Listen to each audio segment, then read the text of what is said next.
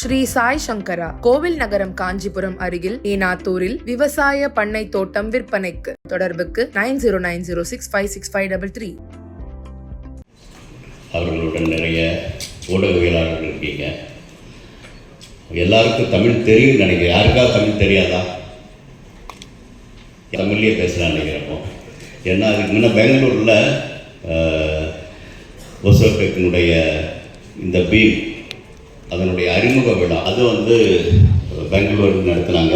அப்போ தான் முதல் கலந்துக்கிட்டேன். அப்போ ரெண்டும் அறிமுக விழானா கான்செப்ட் பார்த்திங்கன்னா பெரிய லெவலில் பண்ணும் பொழுது அவங்க எல்லாம் அது மாதிரி அன்றைக்கு கான்செப்ட் விழாவில் பீம் கொடுக்கப்பட்ட பொழுது அது இந்திய அளவில் மிகப்பெரிய ஒரு ஈர்ப்பு கொடுக்க முடியும். ஒரு கிட்டத்தட்ட 18,000 பேர் அதை பற்றி கேட்டிருந்துருக்காங்க. 2, 3, 4 வந்துக்கிட்டு அப்புறம் 9, 10 வரும்பொழுது தான் அது வெளிவரும். அந்த அளவுக்கு வந்துருக்குதா அப்படிங்கிற. இன்றைக்கி கோயம்புத்தூரில் கேபிஆர் இன்ஸ்டியூட்டில் ஒசோடெக்கினுடைய மின்வாகனம் 2 சக்கர வாகனங்கள் இவி வெஹிக்கிள்ஸ் குளோபல் லான்ச் பண்ணி நாம் அதை அறிமுகப்படுத்துச்சு. அதில் பார்த்திங்கன்னா தெரியும் 34,000 நீங்கள் 84,000 வரைக்கும் பல ரேஞ்சு இருக்கக்கூடிய வெஹிக்கிள்ஸ் பல வகைகள் இருக்குது. அது ஒன்று எடை எடுத்துகிட்டு போகிறது 150 கிலோ இருந்து கிட்டத்தட்ட 300 கிலோ 295 கிலோ எடுத்துகிட்டு போகிற மாதிரி வெஹிக்கிள். அதே மாதிரி நீங்கள் பேட்ரி பேக்கப்பும் கூட ஹெவி சார்ஜாக இருக்கிற மாதிரி இருக்குது.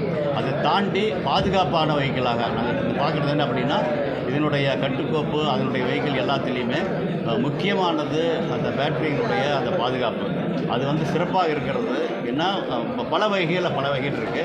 முதல்ல அதுக்கு அந்த எது மாதிரியான செல்லை தேர்ந்தெடுத்திருக்காங்க அப்படிங்கிறது அந்த செல்லை வச்சு எப்படி பேட்டரி உருவாக்கியிருக்காங்க அப்படிங்கிறத தாண்டி அது ஒவ்வொரு செல்லுடைய எதாவது ஆச்சுன்னா உடனே அதை தனிமைப்படுத்திக்க முடியும் அப்படிங்கிறதும், அதை தாண்டி இப்போ இருக்கக்கூடிய ஐஓடி செயற்கை நுண்ணறிவு அது மாதிரிலாம் சேர்த்து ஒவ்வொரு வெஹிக்கிளையும் அதனுடைய தன்மை எப்படி இருக்குது அப்படின்னு பார்க்க முடியும். இதை தாண்டி பேட்டரியினுடைய அந்த அமைப்பு பார்த்திங்கன்னா இப்போ பல இடங்களில் பார்த்துருக்க. ஒரு காலத்தில் பெட்ரோல் இன்ஜின் வந்துச்சு அப்படின்னா கூட பெட்ரோல் இன்ஜின் டீசல் இன்ஜின் வரும்போது ஐசி இன்ஜின் இருக்குதுன்னா அந்த ஐசி இன்ஜின் உருவாக்குறதுக்கு மிக உள்ளுக்குள்ளே எரியும். அதை இதாக இருக்கும். இருந்தாலும் கூட அது உலோகத்தன்மை எப்படி கட்டுக்கோப்பாக அதை அமைச்சிருக்காங்க அப்படிங்கிறனால தான் நம்ம பாதுகாப்பாக அது போக முடியும். நம்மளால் பாதுகாப்பாக போக முடியுது. அதே மாதிரி இந்த இதுலேயும் பேட்டரியில் எல்லா பாதுகாப்பு கொடுத்துருந்தாலும் எல்லாத்தையும் தாண்டி அந்த கேசிங் அப்படிங்கிறது அலுமினியம் கேசிங் ரொம்ப சிறப்பாக வந்திருக்கிறது.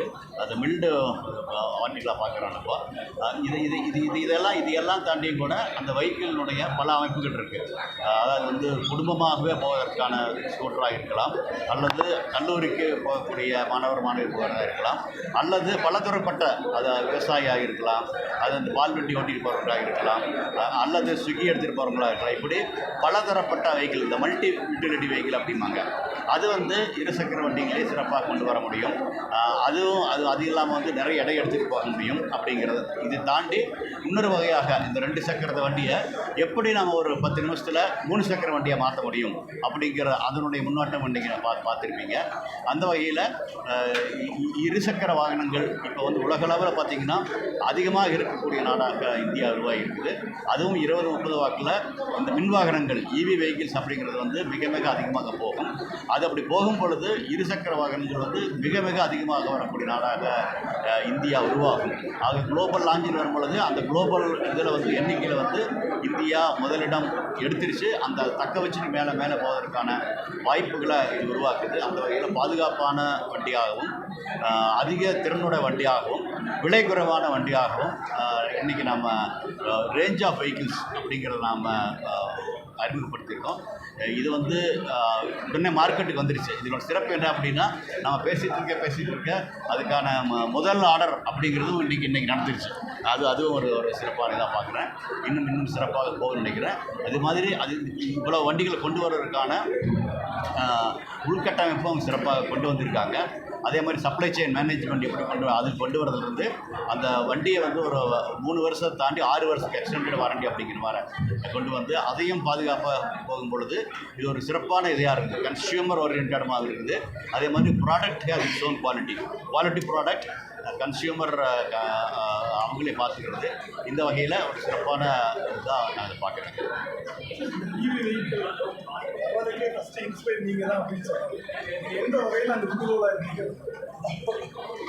ஓகே, இந்த கோல் அப்படின்னா அவருடைய பெருந்தன்மை அதை காமிக்குது.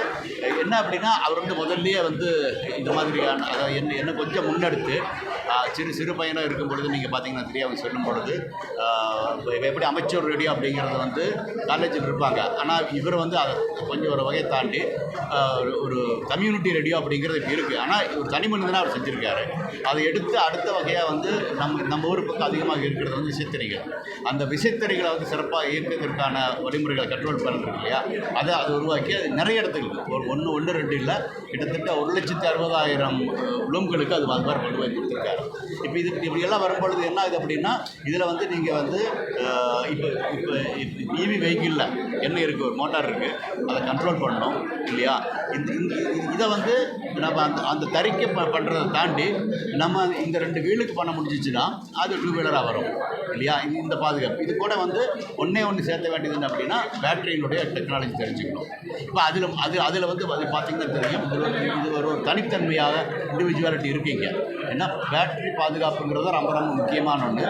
அதை வந்து ரொம்ப சிரத்தை எடுத்து பண்ணாங்க. சிரத்தை எடுத்து பண்ணதையும் தாண்டி பல வகைகளில் இப்போ எப்படி இந்த சேட்டலைட் நம்ம மேலே அனுப்புகிறோமோ அந்த சேட்டலைட் அனுப்பும்பொழுது அந்த பேட்டரி ரொம்ப சிறப்பாக இருக்கணும்.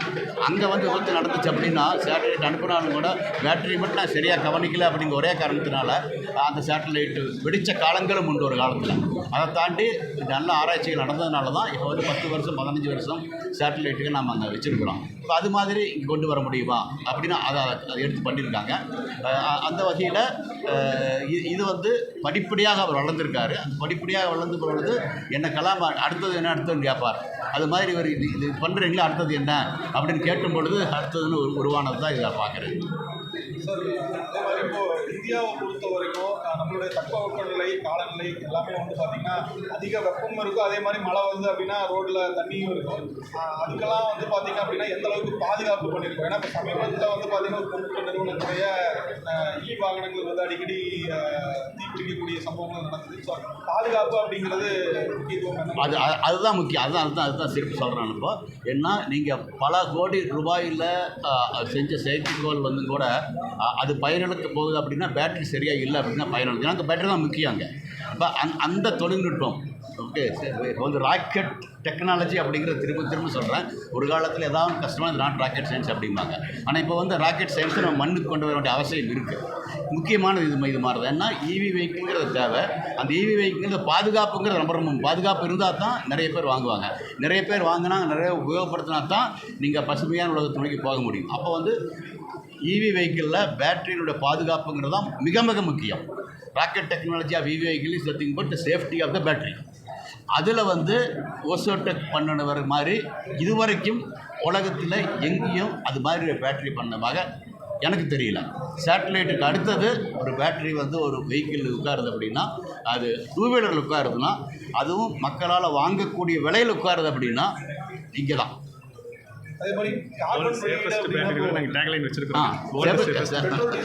இது வரைக்கும் அது மாதிரி ஒன்றும் நடக்கலை. என்னை பொறுத்தளவு ஓசோடெக்கில் நடக்கலை. இது மாதிரி அது தீயில போட்டு தண்ணியில் போட்டு எல்லாம் கூட பார்க்குறாங்க. திரும்ப அந்த பேட்டரி உபயோகப்படுத்த முடியுது இல்லையா. அப்போ வெளியில் ஒன்று நடந்தாலும் கூட பேட்டரிக்கு உள்ளே எதுவும் நடக்கலை. அதுதான் ரொம்ப முக்கியம். அதே மாதிரி பெட்ரோல் டீசல் வாகனங்களை கம்பேர் பண்ணும்போது கார்பன் வெளியீடு எப்படி இருக்கும்? ஏன்னா க்ரீன் எனர்ஜி அப்படின்னு சொல்கிறோம். ஸோ இதில் கார்பன் வெளியீடு எந்த அளவுக்கு இருக்கும்? இல்லை, இப்போ இது என்ன ஆகுது அப்படின்னா ஒரு பக்கம் இப்படி பண்ணாலும் சார்ஜிங் வந்து மின்சாரம் தேவைப்படுது. இப்போ இன்னொரு அது என்ன அப்படின்னா அதுதான் அந்த உருவாக்கக்கூடிய மின்சாரத்தை நம்ம வந்து பசுமை மின்சாரமாக உருவாக்க முடியுமா? அது சூரிய மின்சாரமாக இருக்கலாம். உலகத்தில் அதிகமாக இன்வெஸ்ட்மெண்ட் நடந்துட்டு இருக்கு. சைனாவுக்கு எடுத்து நம்மள தான் பண்ணுறோம். காற்றாலைகள் வருது இப்போ. அதே மாதிரி க்ரீன் ஹைட்ரஜன் அப்படிங்கிறது வருது. க்ரீன் ஹைட்ரஜன் வச்சுக்கிட்டு சென்ட்ரலைஸ் பிளேஸ் வந்து நம்ம இது உருவாக்க முடியும். ஏன் நாளைக்கு நிலவிலிருந்து ஹீலியம் 3 வச்சுட்டு நம்ம ஒரு இடத்துக்கு கொண்டு வந்தால் கூட அது எல்லா இடத்துலையும் எடுத்துகிட்டு போக முடியாது. ஒரு இடத்துல வச்சு ஒரு பசுமையான கதிரியக்கம் இல்லாத ஒரு அணுசக்தி உருவாக்க முடியும். உருவாக்க முடிஞ்சால் அதில் வந்து சார்ஜ் பண்ண முடியும். ஆக இதெல்லாம் வச்சுக்கிட்டு நாளைக்கு கரியை கக்காத மின்சாரத்தை உருவாக்கக்கூடிய தொழில்நுட்பம் வரும்பொழுது அந்த தொழில்நுட்பத்தை எடுத்துகிட்டு போகிறதுக்கு ரோட்டில் நீங்கள் வண்டி வேணும். இந்த வண்டியை வந்து ஐசி இன்ஜினியர் இருக்கக்கூடாது, இவி வெஹிக்கிளாக இருக்கணும். அந்த வகையில் ரெண்டும் தனித்தனியான வகையில் நடக்குது. ரெண்டும் சேர்ந்து 2030 2035 வாக்கில் நான் பசுமையான இந்தியா, பசுமையான உலகம் நோக்கி போயிருக்கான வாய்ப்பு நிறைய இருக்குது. இப்போ இன்றைக்கி எங்களுடைய சேல்ஸ் பார்த்தீங்கன்னா மாதத்துக்கு 300 to 400 வெஹிக்கிள் செஞ்சுக்கிட்டு இருக்கிறோம். இப்போ கமர்ஷியல் லான்ச்சுக்கு அப்புறம் பார்த்தீங்கன்னா இதே 2000 வெஹிக்கிள் பர் மந்த்தை இன்க்ரீஸ் பண்ணுறோம். சார் இந்த வீக்கில் ரீசைக்கிள் பர்சன்டேஜ் எவ்வளோ இப்போ ஜாஸ்தியாக எனக்கு சாரி ரீசைக்ளிங் மறுசுழற்சி அப்படிங்கிறது ஏன்னா இப்போ வந்து இவேஸ்ட்ங்கிறதுமே ஒரு பெரிய சிக்கலாக இருக்குது. அப்படின்றப்போ மறுசுழற்சிக்கான வாய்ப்புகள் ஏன்னா மறுசுழற்சிக்கான வாய்ப்பு இதில் பார்த்தீங்கன்னா இந்த பேட்ரி ஒன்றை தவிர மற்றது எல்லாமே உலோகங்கள் இது மாதிரி தான் இருக்குது. அதனால பெரிய பாதிப்பு எதுவும் இல்லை. உங்களுக்கு பிஎம் வெஹிக்கிள் பார்த்திங்க அப்படின்னா இது உலோகம் சம்மந்தமானதாக இருக்குது. பேட்ரி ஒன்றை தவிர இது சிறப்பாக இருக்குது. பேட்டரியும் கூட அடுத்த காலகட்டங்களில் ஹைட்ரஜன் பேஸ்ட் பேட்டரி உருவாக்க முடியும். ஃபியூல் செல்ஸ் அப்படிம்பாங்க, அது மாதிரி வரலாம். ஓகே, இப்போ இருக்கிற வகையில் பேட்டரி தவிர மற்றது எதுவுமே.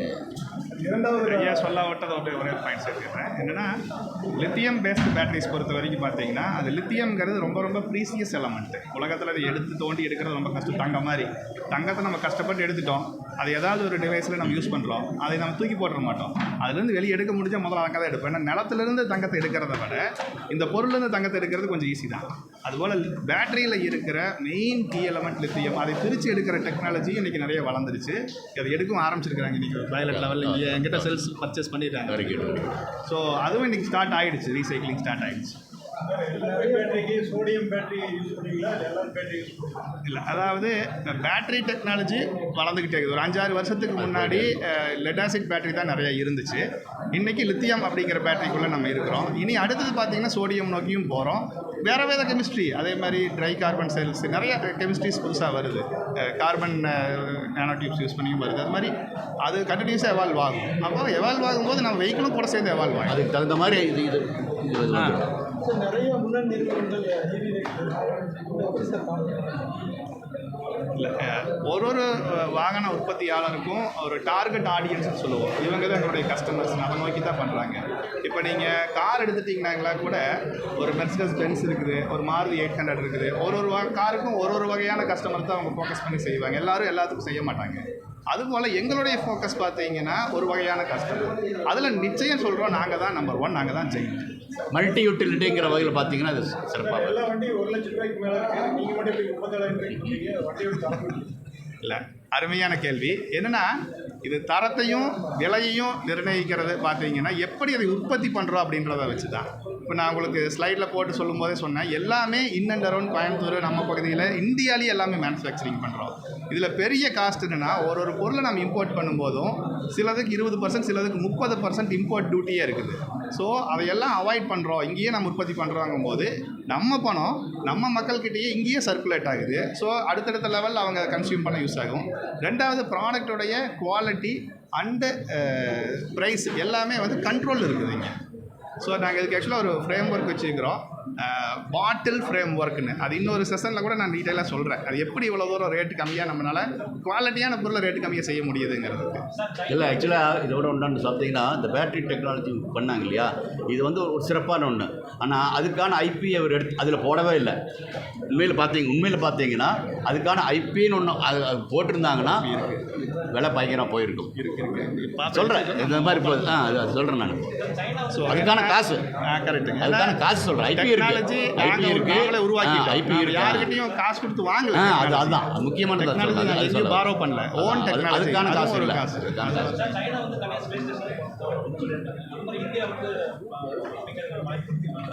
இந்தியா நிலவில் அமைக்கணும் அப்படின்னு நான் சொல்லிட்டு இருக்கேன்.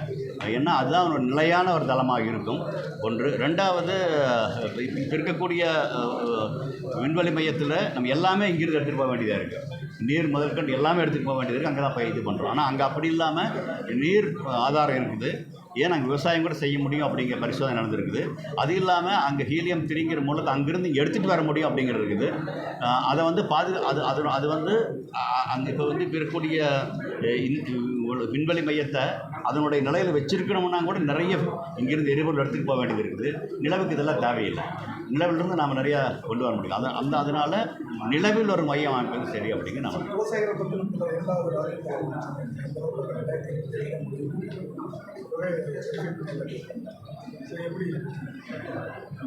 என்ன விவசாய பண்ணத்தில் வரக்கூடிய ஏவுதல் வந்து என்ன ஆகுதுன்னா இப்போ வந்து சிறிய வர்ற ராக்கெட் இருந்தால் போதும் அப்படிங்கிற மாதிரி வருது. அது இல்லாமல் தனியார் துறையிலும் அனுப்ப முடியும்னு வர்றாங்க. அதனால் முக்கியமான தேவை வந்து அந்த இடத்திற்கு ஒரு உள்கட்டமைப்பு. இங்கேருந்து போக முடியும், வர முடியும். அங்கே அதற்கான மின்சாரம், நீர், அடிப்படை வசதிகள் இருந்துச்சுன்னா என்னை பொறுத்தளவுக்கு சில மாதங்கள்லேயே ராக்கெட் லான்ச் பண்ண முடியும்.